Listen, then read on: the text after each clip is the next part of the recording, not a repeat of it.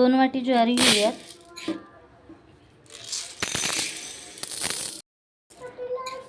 एक वाटी गहू घेतलेले आहे. 1 वाटी इथे मूग डाळीचा सोल घेतलेला आहे. 1 वाटी उडीद डाळ आणि 1 वाटी हरभऱ्याची डाळ घेऊया. 1 वाटी हरभऱ्याची डाळ घेतलेली आहे आणि इथे 1 वाटी तांदूळ घेतलेले आहे. हे आपण मिक्स करून घेऊया आणि हे आपण गिरणीवरनं दळून आणूया बारीक. पीठ दळून आणलेलं आहे. आता आपण थालीपीठ बनवून घेऊया. मध्ये मी पीठ घेतलेलं आहे. हे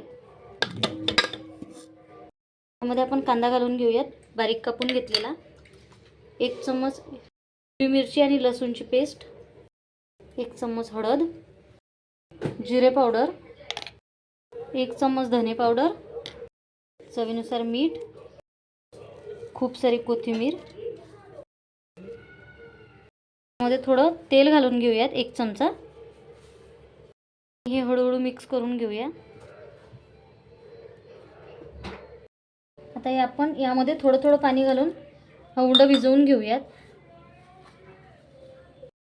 इथं आपला पिठाचा गोळा मळून झालेला आहे. आता आपण याचा असा छोटासा गोळा बनवून घेऊयात.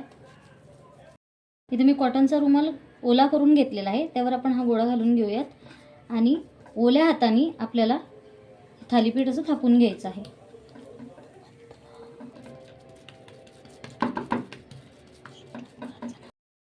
त्याला आपल्याला असे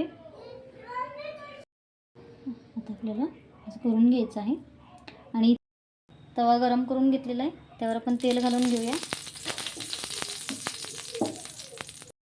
आणि हे थालीपीठ असं यावर गरम घेऊया.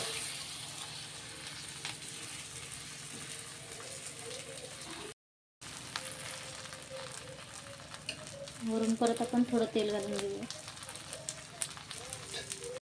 दोन्ही साईडनं आपण हा व्यवस्थित परतून घेऊयात. थोडं तेल घालून घेऊया आणि व्यवस्थित खरपूस आपल्याला हा भाजून घ्यायचा आहे थालीपीठ. खूप टेस्टी झालेलं आहे. इथं आपलं थालीपीठ रेडी झालेलं आहे.